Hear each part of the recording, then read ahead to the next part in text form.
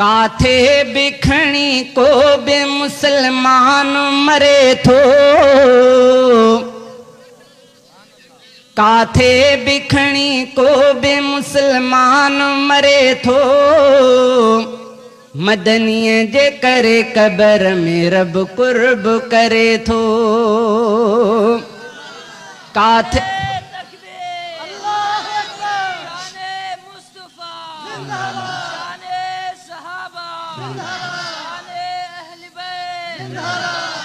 काथे बिखणी को भी मुसलमान मरे थो।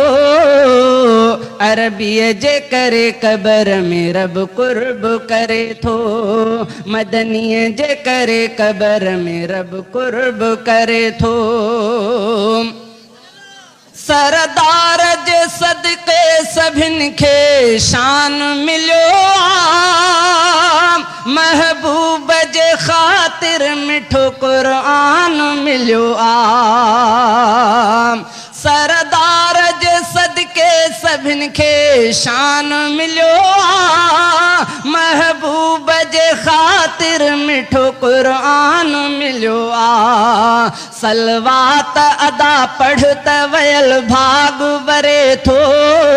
सलवात अदा पढ़ त वयल भाग वरे थो। मदनीअ जे करे कबर में रब कुर्ब करे थो। काथे बिखणी को भी मुसलमान मरे थो। काथे बिखणी को भी मुसलमान मरे थो।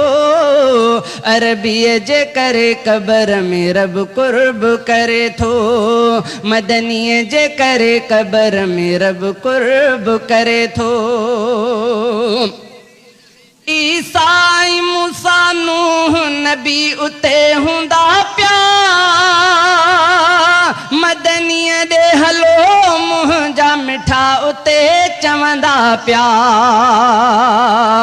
ईसाई मूसा नूह नबी उते हुंदा प्या। अरबीअ ॾे हलो मुंहिंजा मिठा उते चवंदा प्या। खणना पिरीअ जो त बुॾल ॿेड़ो तरे थो। खणना पिरीअ जो, खणना पिरीअ जो त बुॾल ॿेड़ो तरे थो। मदनीअ जे करे कबर में रब कुर्ब करे थो। काथे बिखणी को भी मुसलमान मरे थो। अरबीअ जे करे कबर में रब कुर्ब करे थो। जेको बि हितां सिंध मां सलवात पढ़ंदो आ। अहवाल इहो रोज़े में अरबीअ खे मिलंदो आ। जेको बि हितां सिंध मां सलवात पढ़ंदो आ। अहवाल इहो रोज़े में अरबीअ खे मिलंदो आ। सरवर जूं ॻाए ॻाल्हियूं अदा रूह ठरे थो। सरवर जूं ॻाए ॻाल्हियूं अदा रूह ठरे थो। मदनीअ जे करे कबर में रब कुर्ब करे थो। काथे बिखणी को भी मुसलमान मरे थो। अरबीअ जे करे कबर में रब कुर्ब करे थो। महबूब जो हाकिम सदाई आहे सनागर। हर वक्त उन्हीअ जे अदा दिल में आहे दिलबर।